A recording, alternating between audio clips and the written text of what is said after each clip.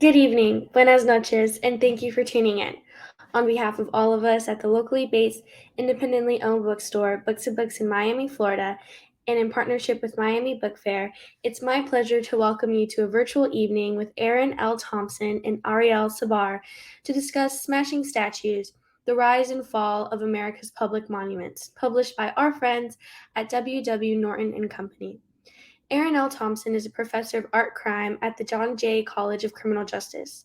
She is also the author of Possession, The Curious History of Private Collectors, and her writing has appeared in the Washington Post, the New York Times, and Art in America.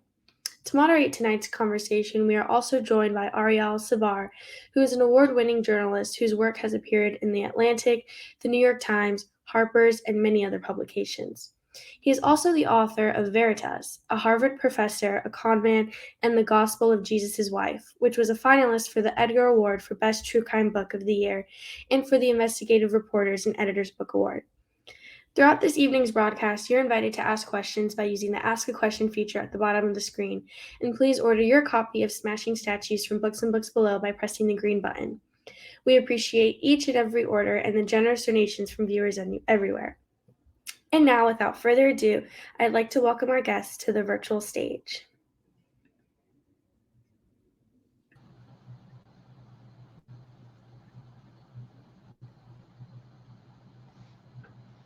Hi.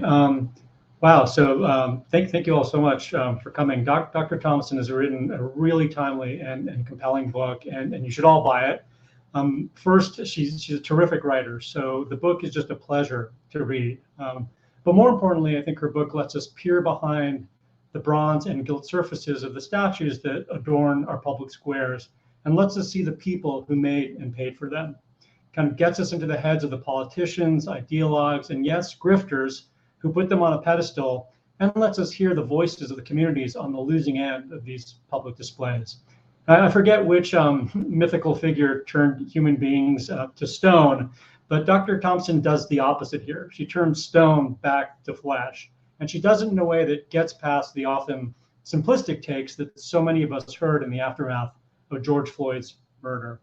So let's just kind of get into it here. You know, you're a scholar of art crime, and much of your past research has focused on antiquities looting, private art collecting, and fakes. How did you come to write this book? Well, it's essentially because my girlfriend makes really good Negronis. So I had a couple of those very tasty cocktails and open Twitter. So don't tweet after drinking unless apparently you want a book deal.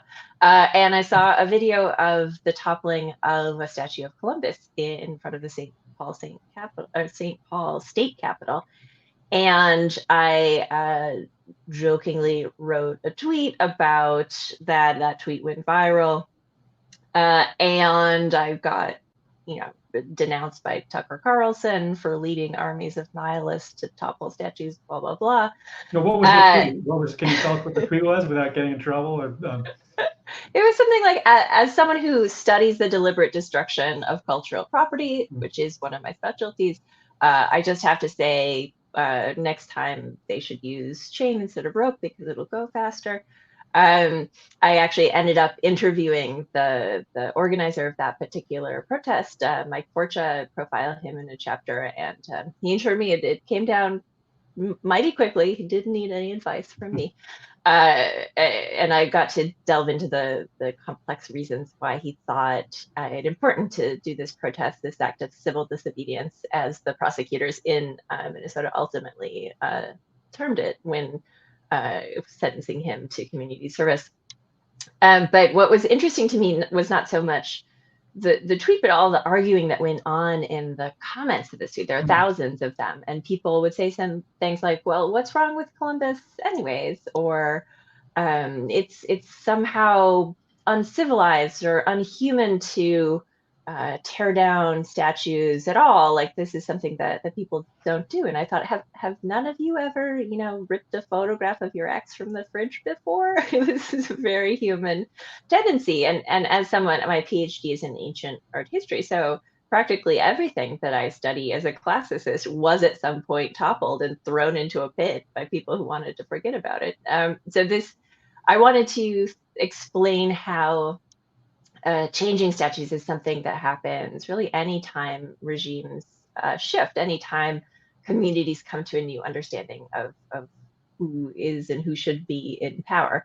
And America has just been exceptional in having a long period of stability of statues, so to speak, because we have had a very dominant model of who should run the country for a long time. And now that we are starting to really have shifting questions about who should be in power, it's really no wonder that these debates are crystallizing around monuments.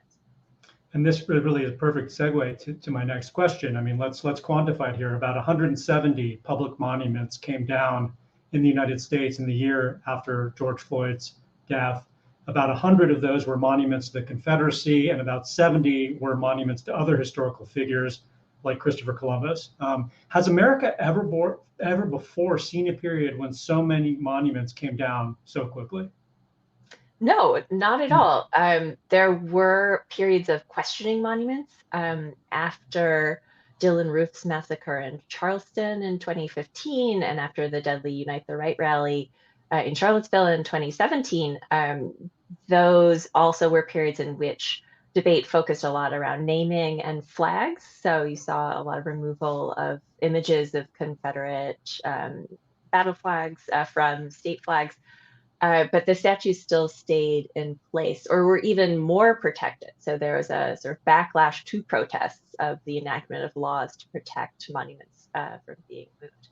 So this is something that in quantity is unprecedented, but again, not in human history, just in America. And also, if you want to talk about statue removal, it's happened all along. So one of the things that I am happy to have written about in the book is a number of instances in which statues were removed because they offended people with the power to remove them from the halls of Congress, etc. But also I start the book with the fact that the very first metal statue put up in America, the very first equestrian statue, lasted only 7 years before we tore it down. It was a statue of George III put up in 1770 in downtown New York City. And then as soon as the Declaration of Independence was read, newly proud rebelling Americans tore the statue down. It was made out of lead, so they melted it into bullets and then used those bullets to fight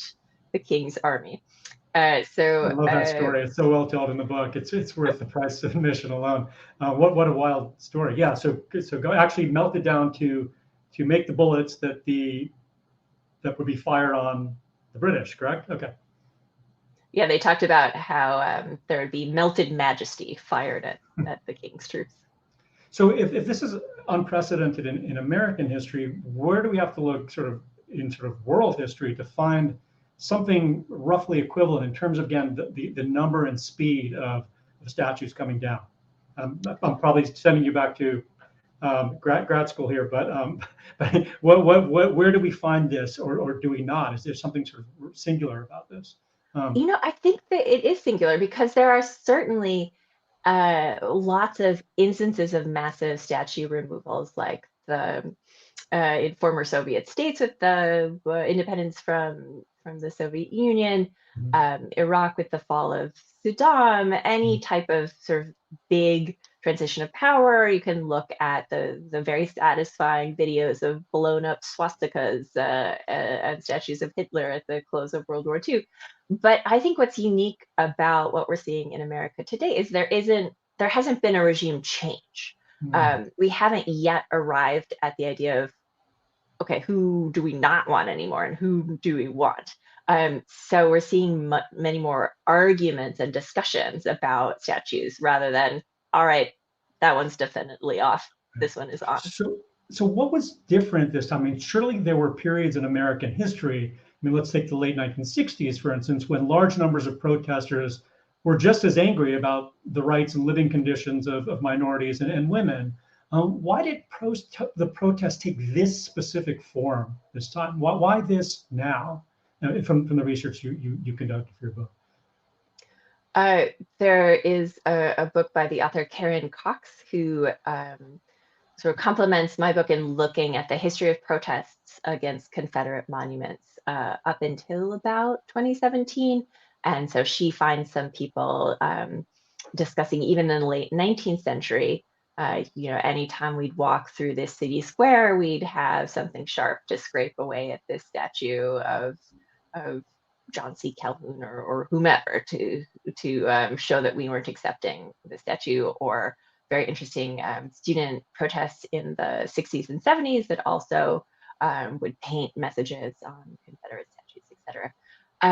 But I think that in that period, there's a much more of a focus on adding new statues, like let's increase the representation in monuments. And there was a hopefulness of that by adding counter monuments, you could change the way that public space operated. But I think in the last few years, we've been realizing that these monuments, some of these monuments continue to have, to encourage harmful behavior, to solidify people in their hatreds, and adding new monuments is not enough. We have to address the ones that we have. I see. So I think, people who watch some of these takedowns on TV probably remember, the most sort of dynamic, eye-grabbing images, which were sort of like these images of mobs yanking them down with ropes and throwing them into rivers. But you point out that some 80% of the monuments were removed by public officials. Did that figure surprise you? And to what extent do you think it's significant? That public officials, yeah. Okay. Yeah, it's hugely significant, because if you just looked at the headlines, you'd think, oh, all of these monuments were destroyed by irrationally acting mobs, and a lot of people, including in the replies to that tweet of mine, said, well, maybe we should remove monuments, but we should have democratic discussion. It shouldn't be in the hands of a few angry people. So as I pointed out in the book, the majority, 80% of monuments that have been removed have been done so officially. Many for different reasons, some because the officials agreed that the monument should not be there, others to put it into storage to protect it. More importantly to me was learning how often monuments, sorry, my camera has turned off. 1 second while I switch. We can still hear you, so okay, that's good. Good. How often monuments that were torn down in 2020 had been the object of peaceful petitions, other sort of protests for sometimes not just years, but decades, people's entire lives.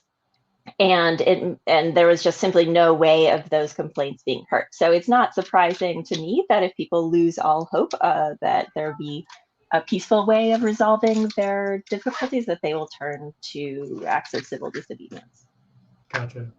So the book tells so many gripping stories about the historical figures who crusaded to put up the Confederate statues, some of whom were straight up charlatans, others unapologetic racists. Was there a particular story that you discovered in your research that really surprised you, or that changed your understanding of what you thought you knew about the history of these monuments? Oh man, how long do you have? There's so many of them. Well, one that really, like, what sort of pops to mind when I foremost. Well, we were talking previously about Stone Mountain. So I had actually never heard of Stone Mountain before I started writing the book, but it's the world's largest Confederate monument. It was carved starting in 1914 by a sculptor, Gutzon Borglum, who would go on to become much better known for carving Mount Rushmore. But he was hired by a local Confederate widow to sort of think about doing this project of just carving a single head of Lee. And he's like, no, we need like hundreds of figures. So he proposed 700 figures sweeping across the mountain, and did so because he got paid per figure. He got a proportion of the total price. So he wanted to glorify the Confederacy in order to make some more money. And he ended up really promising much more than he could provide. So he collected all of this money without really carving almost anything. He only finished ahead of Lee after spending the equivalent of several million of today's dollars. And then they fired him in 1925, hired another sculptor, and blasted Borglum's head of Lee off of the mountain. So the world's largest Confederate monument has already lost one head of Lee. I figure one down, one to go. And this is a sculptor who had previously done statues of Lincoln and Union leaders, right? I mean, he was he had no, I mean, there was no sort of ideological backbone. He was just looking to sort of cash in. Yeah, he had made his fame sculpting Union leaders and Lincoln in particular. He was gunning for being chosen to do the Lincoln Monument memorial. It's so hard that he even named his son Lincoln. He didn't get chosen. And so he was really down on his luck when suddenly Stone Mountain came up. One of the most surprising and sort of counterintuitive pieces or passages for me was your argument that many Confederate monuments, I'm quoting here, were designed to keep white Southerners in poverty by discouraging them from joining labor unions, end quote, and thus finding sort of common cause with Black people. Can you talk a bit about the evidence that led you to that conclusion? It's not something that people would sort of pick up on right away when they think about these monuments. I mean, how did they actually, these sort of silent sentinel statues, and maybe you can describe those a little bit. What did they communicate to white Southerners about their place in the political order? Yeah, well, I sort of see this book as me asking a series of stupid questions and then tracking them down. So one of the stupid questions was, wait, do these monuments actually honor people's ancestors? Because that's a big defense of Confederate monuments that's encapsulated in the phrase heritage, not hate. So they're about the heritage of the people who fought in the Civil War, not about hating anybody. So I started to look at what people said about these monuments as they dedicated them. There are a lot of historical newspapers that are digitized, and they just love to report at length all of the speeches given at the dedication of these monuments. And I saw that what was being praised about Confederate soldiers at the dedication of monuments, because the vast majority of Confederate monuments are not a named general, they're an unnamed anonymous low-ranking soldier. And what was being praised was this soldier's devotion to duty and self-sacrifice and obedience. And I thought, wait a minute, that's not, rebellion or knowing your own mind or heroic fighting. Who's paying for these monuments? Who wants to make this praise? And it turns out that many of these Confederate monuments, especially from the turn of the century until around World War I, were paid for by factory owners, mine owners, white collar entrepreneurs who depended on having a low-paid workforce, and they were praising these working class men for accepting a life of social stratification, of not getting really ahead, of listening to their betters in the hopes that they'd be better employees. And not just in general, I also found that often you'll see a Confederate monument with this type of dedication speech go up precisely in reaction to unionization efforts in a community. The case is most clear in what I write about in a chapter of the book about the Birmingham Confederate Monument, which went up in two parts, 9 years apart, both in reaction to a strike. And both times the strike was organized interracially. So it was really appealing to white working class families to say, don't cross the color lines in hopes of improving your lives. You should pay attention to us, your betters, and keep things as they were. One of these speeches even talks about, yay, descendants of Confederate veterans, you are working as they did to resist the, quote, hideous specter of racial equity. Interesting. And so sort of divide, if you keep people divided along racial lines, they won't recognize that they share economic interests. Is that sort of the message that was being, okay. And I'll ask the next question, realizing that it might sound a little thick, but I think definitions are important. So I'll just ask it. Why do civilizations put up statues? It's a ridiculously stupid question, but I just want to like get that out there. Why do we put up statues? What is the work that they're supposed to do? Statues are communities' selfies. They are showing ourselves at our best angles, and they're all about the future, not really the past. They're to show us what we think should be honored, give us ideals, give us aspirations, so we can make life better for ourselves in the future. They're to show us who we should emulate. So yeah, go ahead. Yeah. No, please. So I think that when we have a certain type of person honored in monuments to the exclusion of others, then that makes it hard for everybody, especially in such a diverse country as America, to see themselves on monuments. And that's really, to me, a waste. Shouldn't we be encouraging everybody to live better lives rather than saying, you over there, you can't really do much, just be happy earning your low wages and paying attention to better people. So politicians, including a certain former president, have said that to remove a statue is to erase history. Do you agree?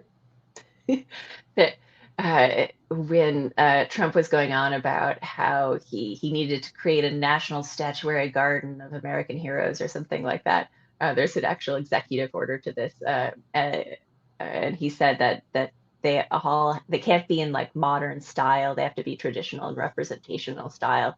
But one of the people listed in that order is Columbus, which I found deeply ironic because we don't have any contemporaneous portraits of Columbus. We don't actually know what he looked like, so it would have to be a speculative representation. Anyways, that never happened. Yeah, so I got this a lot, the idea that to take down a monument is to erase history. And what I say to that is that monuments are not how history is taught. Monuments actually themselves often erase history by positing certain narratives and ignoring others.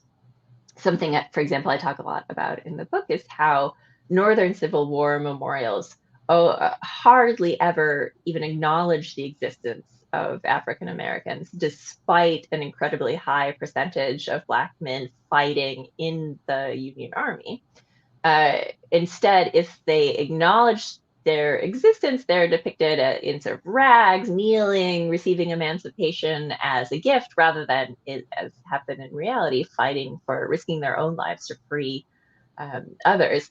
So to take down this, what history is that erasing? It's erasing a very particular picture of history that was designed to enforce social norms at the time. So I'm not too saddened, and I think that history doesn't get erased unless you erase all forms of communication of knowledge. And if you are walking around in your community and you think, I'm not really sure who's that guy on that horse over there, you'll know that not all statues do a real great job of communicating any information whatsoever.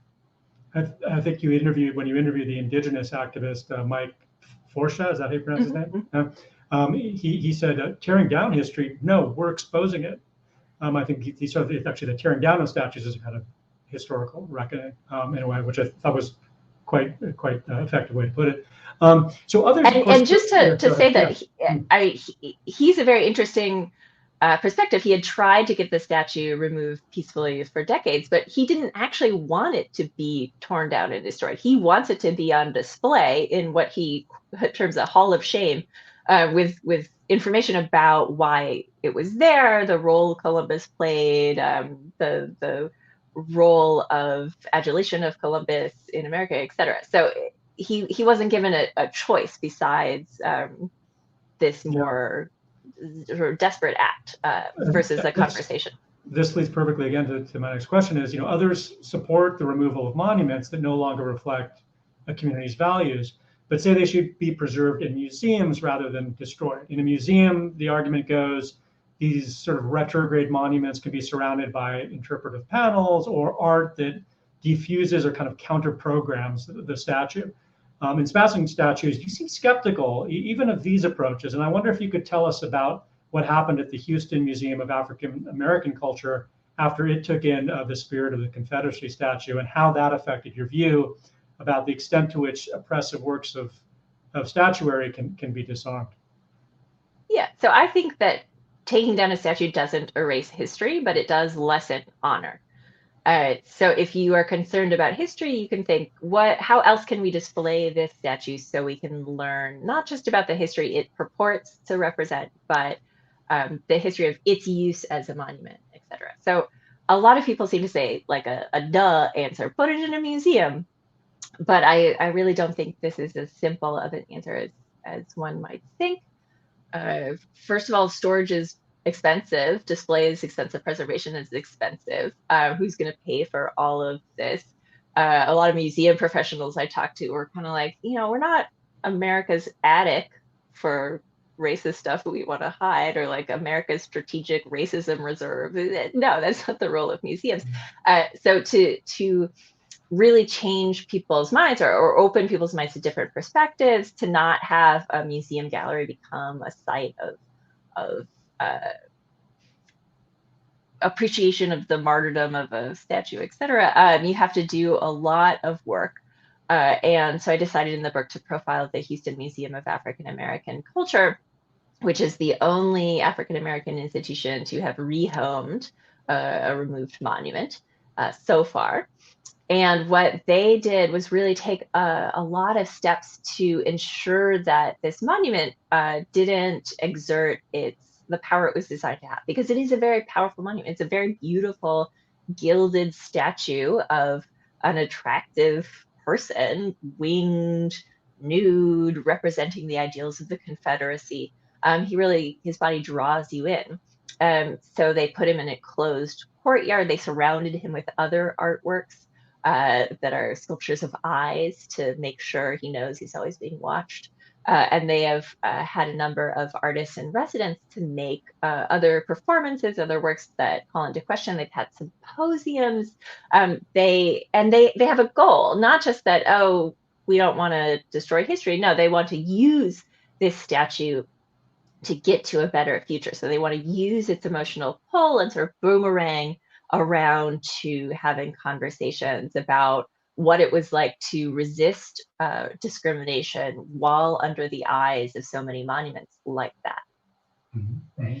And in the end, I mean, you do a great job sort of explaining how complicated this was. I mean, I think was it the head of the museum said it was the statue was just too damn beautiful. Is that so? Like it still exerts its sort of its influence, even if it's surrounded by these sort of this deprogramming. But in the end, I think he makes a decision to keep it, right? I mean, I think he says, I like to keep the evidence. Another great line, I like to keep the evidence so that people can't later live in denial. But you make the point that this a lot of work has to go into getting this just right. And it matters whether the museum is sort of, run and managed by people of color in this case versus white folks who are just sort of have it out there as a kind of token display. That sort of ownership and management matters, as well as the immediate visual context. Is that correct? Yeah, and I just want to say you very kindly said earlier that I was a good writer, but I really feel like I was just getting to put together all the dynamite ideas and quotes given to me by John Guest, the director of this museum, by Mike Forshaw, by Randall Woodfin, the mayor of Birmingham. I was very lucky in getting to put them together. Yeah.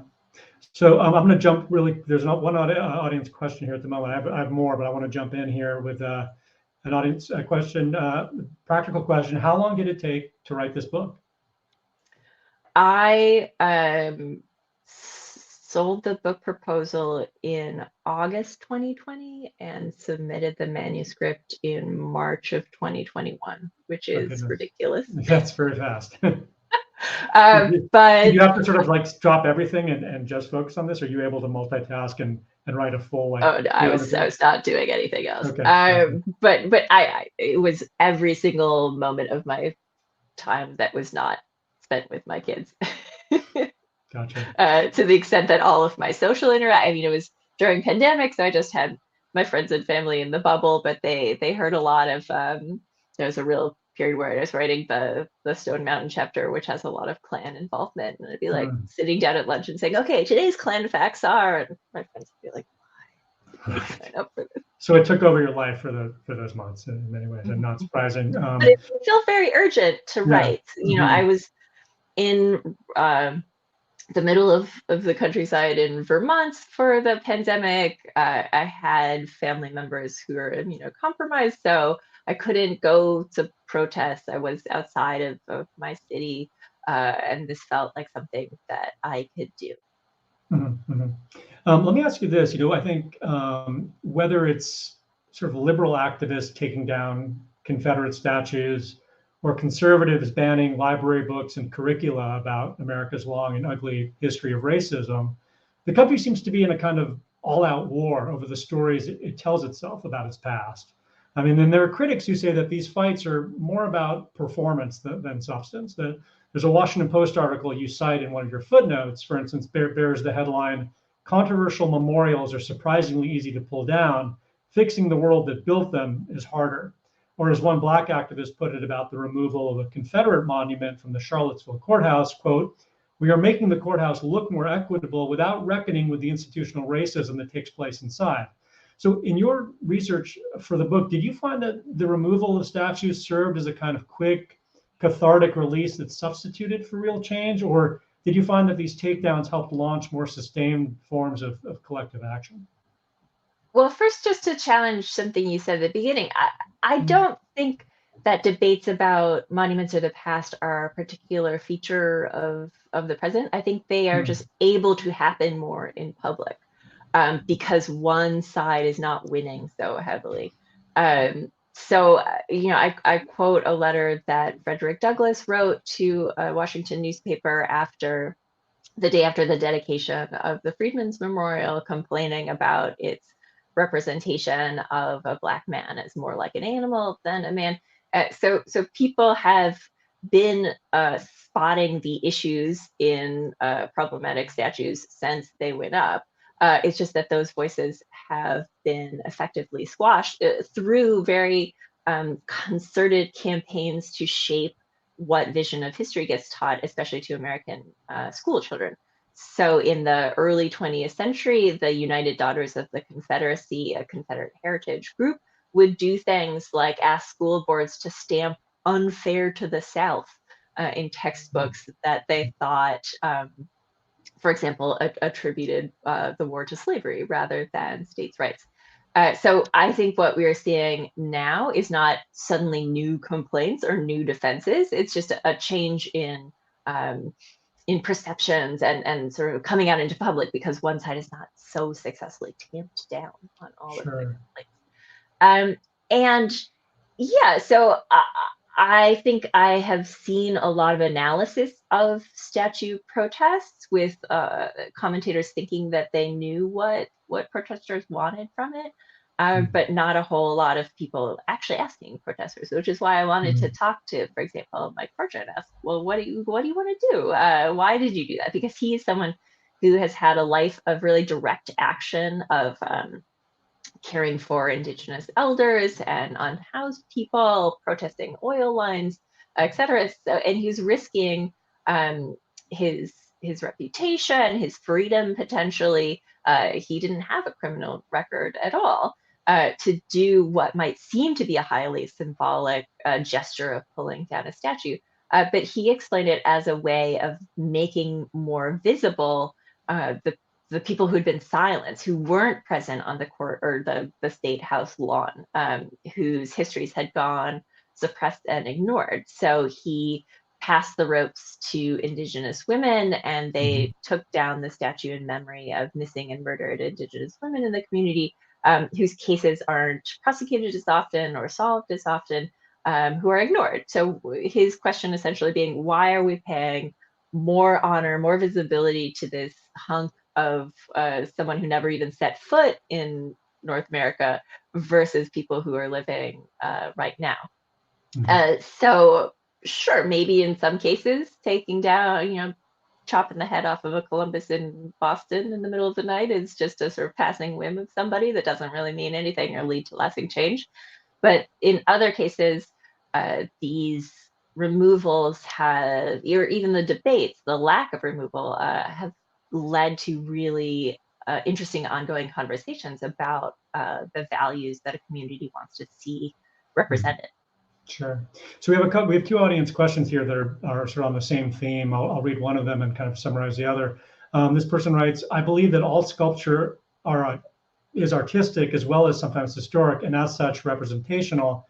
As such, they should be preserved regardless of how, quote, inappropriate they may be seen by some over the years. The argument is essentially like, do these statues have artistic value separate and apart from their politics, and shouldn't that artistic value continue to have a certain merit and argue for preservation?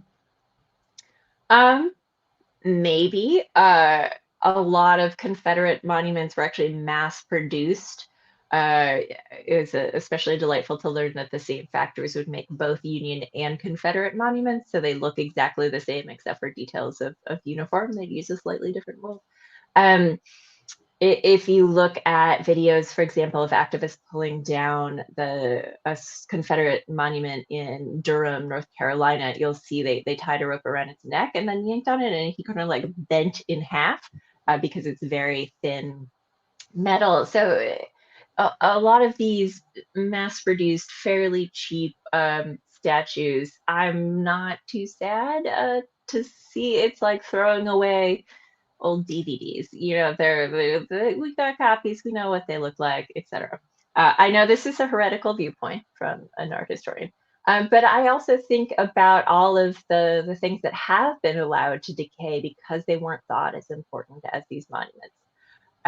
There was a really interesting 2018 Smithsonian Magazine investigation that found, I think over the previous 4 years, American taxpayers had spent at least $40 million to preserve Confederate monuments and heritage sites. Whereas there's all sorts of African American or indigenous sites and historical landmarks and monuments that have essentially crumbled away through lack of funding. So if you're going to say artworks should always be preserved, we do have a limited amount of funding, so sure, but let's have that preservation dollars be spread around more equally than just public monuments. You're candid about how complex decisions about monuments can be, and you write at one point, should we honor only perfect people? If not, how much imperfection should we tolerate? Who should make these decisions and how?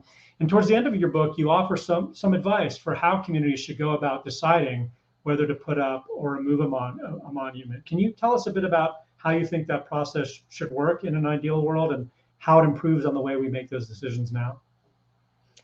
Well, the way we make these decisions now is very limited in who gets to participate in the decision. So when you hear public monument, you might think there's some sort of public participation in monuments, and you'd really be surprised how little there is, both in when they come down and when they go up. So monuments are usually put up by very small groups of people, even new monuments, even today. So for example, after the death of Ruth Bader Ginsburg, then Governor Cuomo announced a couple of days later, all right, Brooklyn's getting a statue of the great Ruth Bader Ginsburg. And I think she's great, but I thought, wait a minute, shouldn't there be more discussion in this community of whom they want to honor?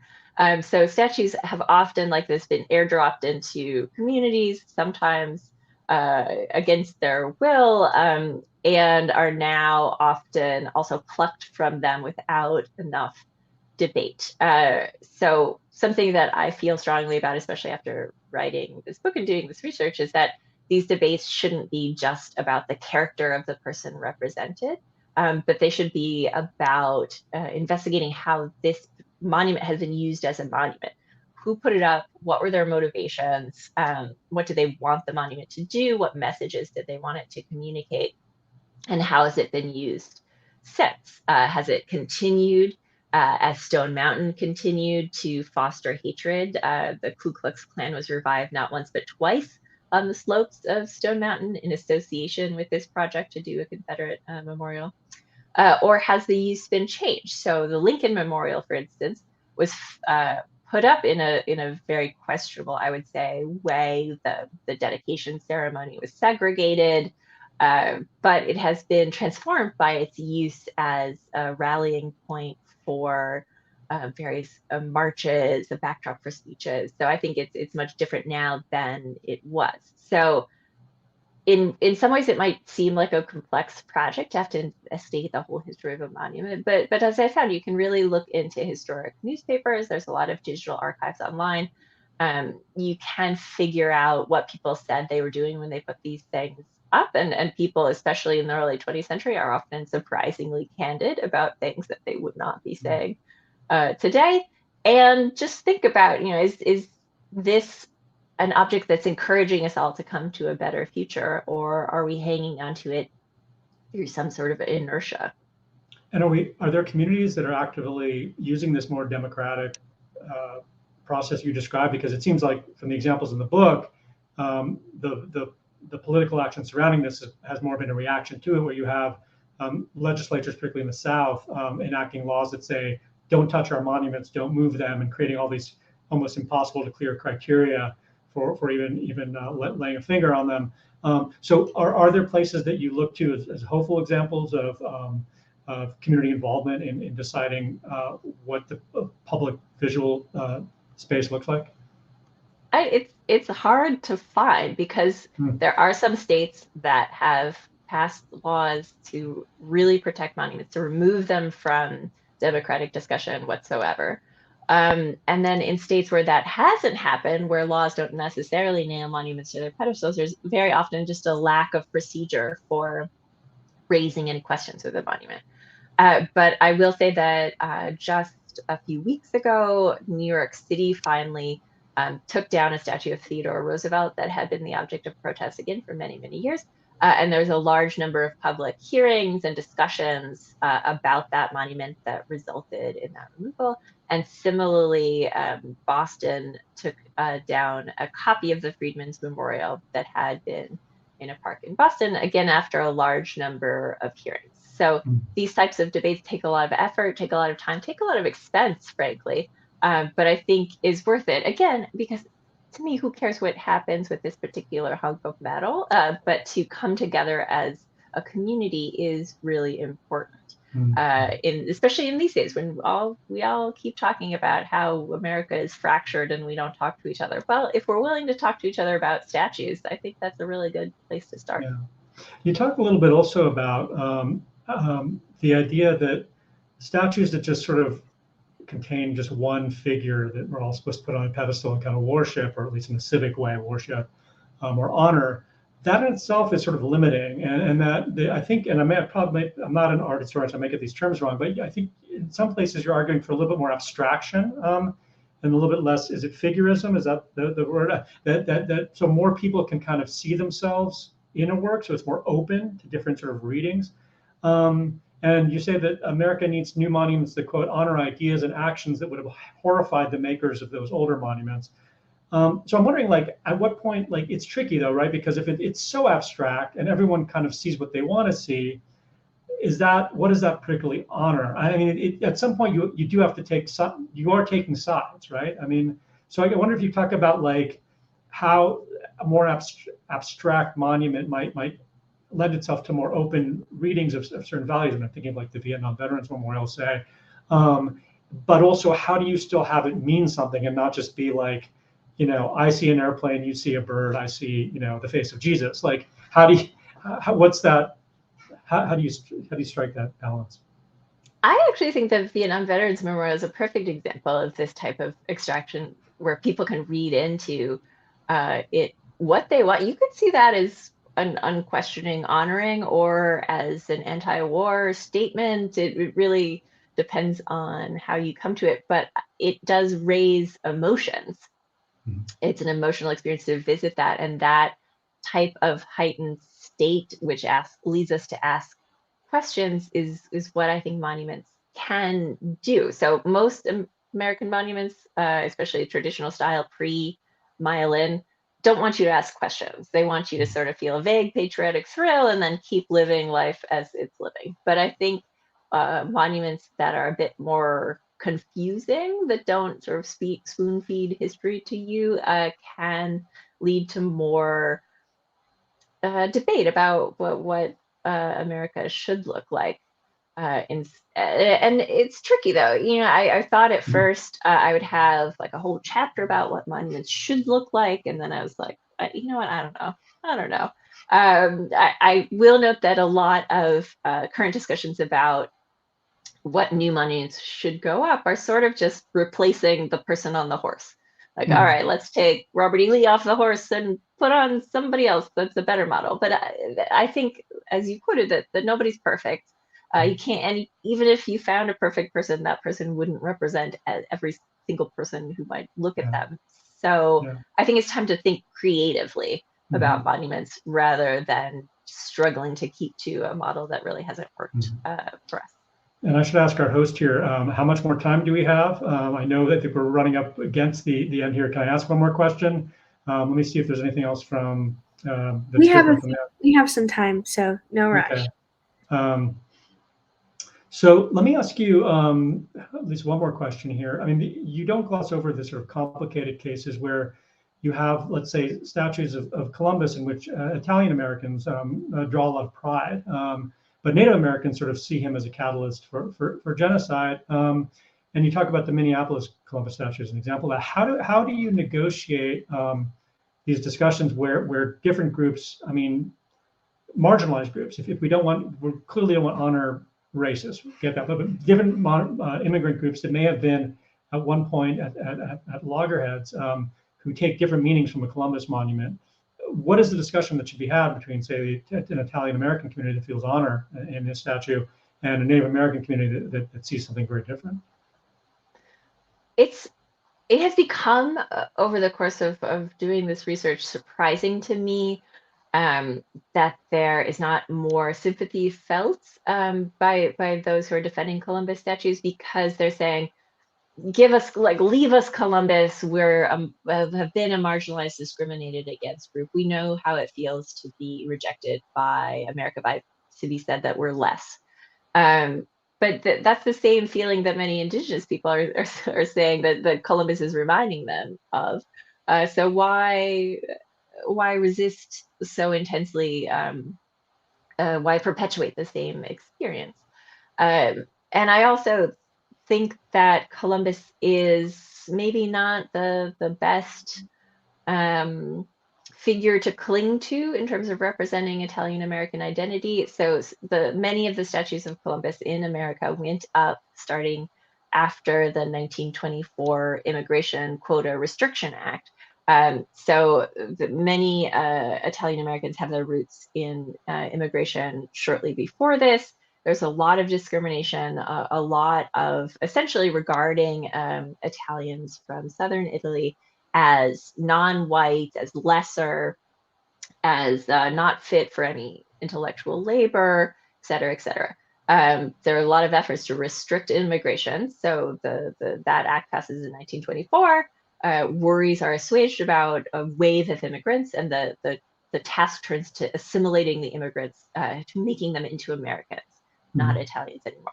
And Columbus is sort of a symbol of the assimilation, of the argument that Italians can be of service to America, just as Columbus had been, and more deeply of an argument that Italians should count as whites, which was very unclear before.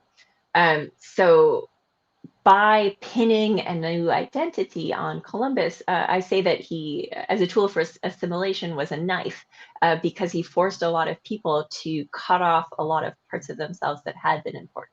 Speaking Italian, celebrating certain Italian-inflected religious rituals and other cultural customs, dressing in a certain way, et cetera, et cetera. There's a real attempt to fit in. And I think there's a lot wider range of Italian heritage that can be explored in a way, and in a way that doesn't directly sort of remind other people of the genocide of their culture. So I feel like get a little in terms of looks. Right.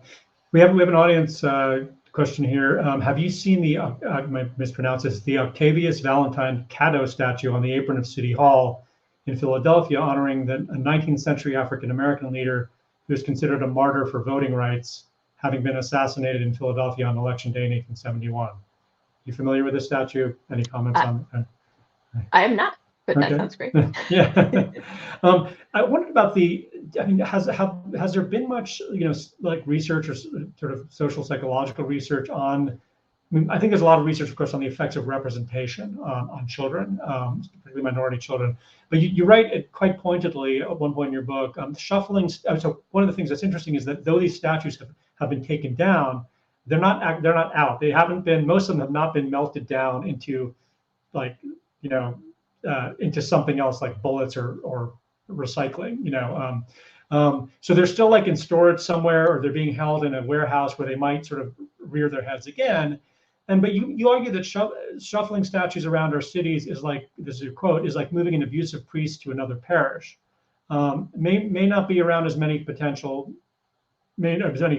children or potential victims, but quote, still in a position to abuse. And you write that not a single child deserves to grow up looking at a piece of stone or metal that tries to convince them they are not equal to other Americans. I mean, I think a lot of us, when we see it, we don't, like, most people when they walk through a park don't even necessarily pay attention. It's like, oh, there's another like old dude on a horse. Like, do we get a sense of like these statues actually being implicated in shaping children's understanding of who they are and whether they belong?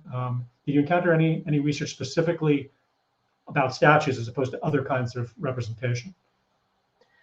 Yeah, there's not enough of it for me to feel comfortable, citing in the big main discussion, because not because it isn't there, but because not enough people have had the research funds to measure a statue specifically. But the research, the preliminary findings, the smaller studies, the theoretical discussions I found did point to seeing statues that, especially those that honored someone who had a history of oppression of people from the group you belong to, or statues that contain a stereotyped or racist vision of someone from the group you belong to, have a slow but steady effect. They're like a microaggression in the visual world.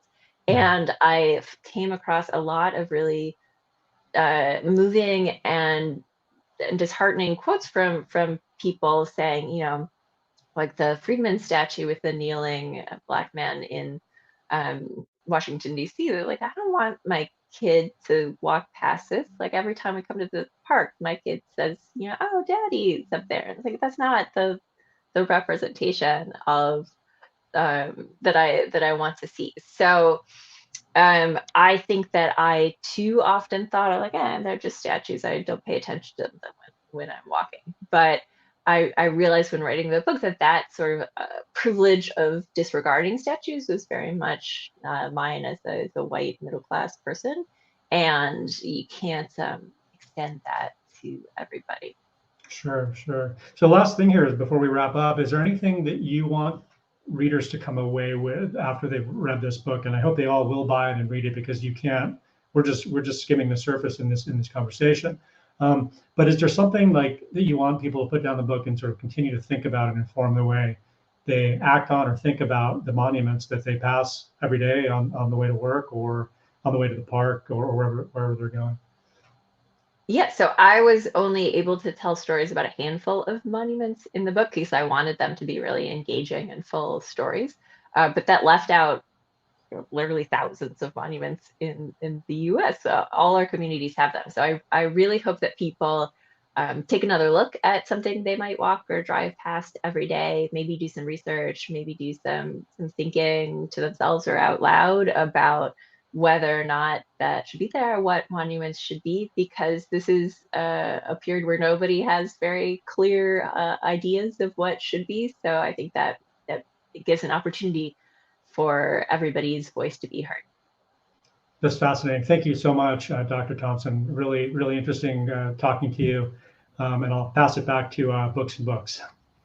Thank you both so much for this conversation. And thank you, Ariel, for moderating tonight's conversation. And thank you again. And thank you, everyone who joined us tonight. And don't forget, you can purchase your copy of Smashing Statues at Books and Books online or in our stores. And thank you all again. I hope everyone has a great night. Good night.